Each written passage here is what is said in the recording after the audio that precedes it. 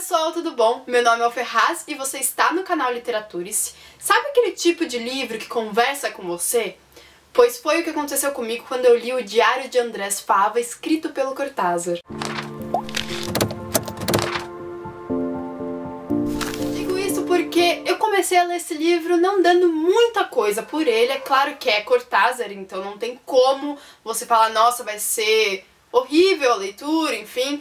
O que me chamou atenção nesse livro foi o nome do autor, mas também porque é um diário, né? O nome dele, diário, ele se coloca como um diário. E eu gosto muito de diários, acho muito bacana, sobretudo quando se trata de um diário de um personagem, ou seja, totalmente ficção. E eu fiquei com receio de ler esse livro porque quando eu vi assim a sinopse, eu vi que esse livro é como se fosse retirado de um romance chamado El Examen, do Cortázar, e que eu não li. Esse é o primeiro livro que eu leio do Cortázar, já li outros contos dele. Então eu pensei, poxa, se eu não li o livro ainda, eu não vou entender nada do que esse daqui vai falar. Mas, pelo contrário, ele é como se fosse retirado dentre a história, sabe? Tem a história.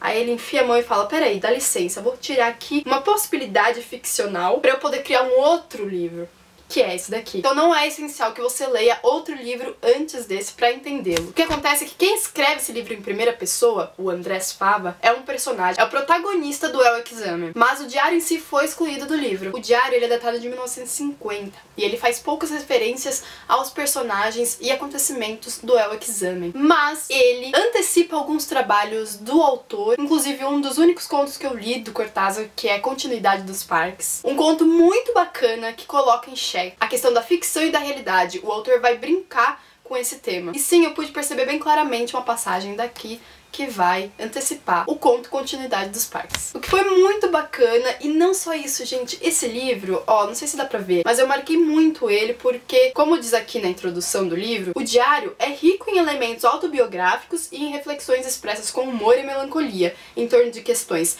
éticas, estéticas e literárias que preocuparam Cortázar durante toda a sua vida.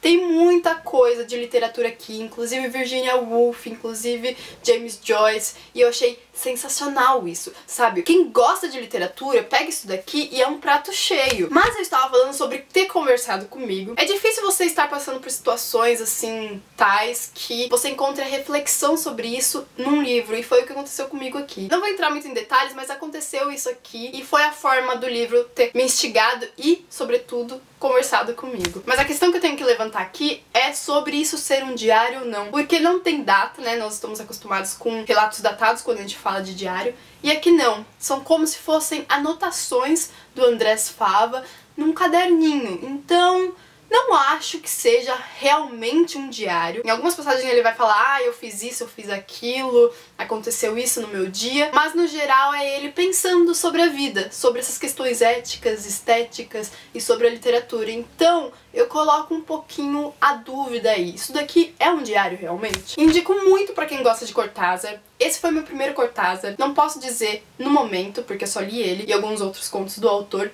se é um livro bom para se começar a ler Cortázar. Quando eu ler outros livros do autor e descobrir a resposta para isso, eu comento com vocês, mas no momento não posso responder isso com total propriedade. Mas é uma indicação de uma leitora que ama literatura para outra pessoa que ama literatura também. Você que está vendo esse vídeo, se você gosta muito de literatura, se você gosta de livros que refletem sobre a vida, esse livro é pra você, com certeza. E a capa dele, gente, maravilhosa. O selo Civilização Brasileira, que é da Galera Record, tá relançando os livros do Cortázar em edições maravilhosas. Ó, eu tenho aqui essas outras duas, que serão as próximas, com certeza, e que também tem capas lindíssimas. Eu quero falar sobre essa capa, gente. Que maravilhosa. Mas são canetas aqui na capa, não sei se dá pra ver. E pela luz talvez dê pra ver que tem um verniz que também imita o contorno da caneta. Eu separei alguns trechos pra compartilhar com vocês que eu acho muito bacanas mesmo e que dão um gostinho pra vocês sobre o que é esse livro. Uma simples reflexão bem curtinha que diz: idiotice dizer disponho de pouco tempo,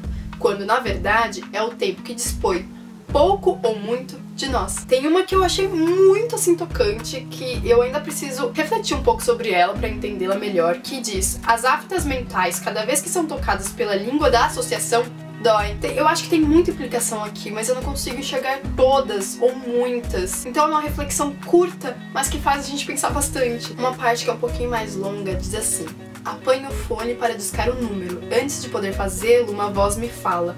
O diálogo é mais ou menos assim. Alô? Alô, com quem o senhor quer falar? E o senhor com quem quer falar? Veja bem, quando eu ouvi o senhor, ainda não tinha tido tempo de discar o número. Ah, as linhas estão cruzadas então. Desligue, por favor. Em seguida, quando só resta o silêncio, fico a me perguntar quem é aquele homem, onde está, como é, a casa de onde me falou. Cruzamos-nos durante 3 segundos e conhecemos nossas vozes. E não tínhamos nada para nos dizer, falávamos com um erro.